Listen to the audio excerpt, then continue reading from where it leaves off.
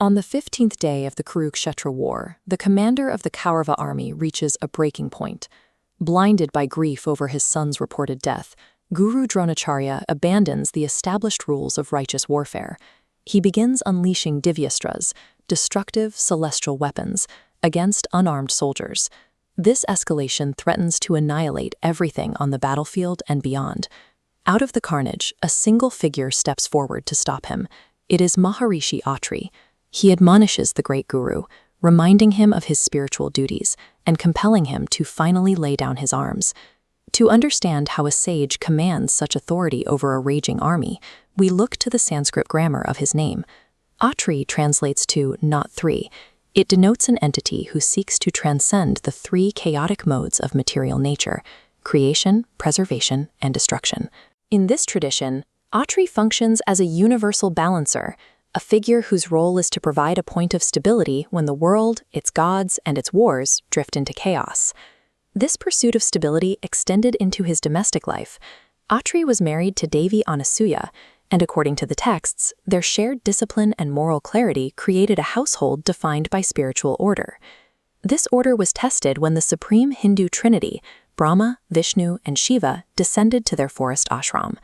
The narrative states that Anasuya neutralized their immense cosmic power by transforming the three deities into infants. The trinity eventually took birth as the couple's three sons, Dattatreya, Chandra, and Durvasa. Each son represented a specific cosmic force, distributing the powers of preservation, creation, and destruction into the physical world.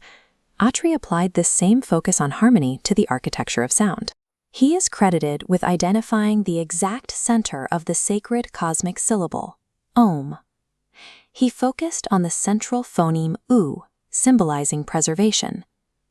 This sound became the basis for the Yajno-Pavita, the sacred thread, which symbolizes a vow to harmonize the physical, intermediate, and celestial planes. Through these accounts, we see an intellect dedicated to voicing the foundational forces of order into human existence. This manuscript page contains verses from the Atri Mandala, the fifth book of the Rigveda.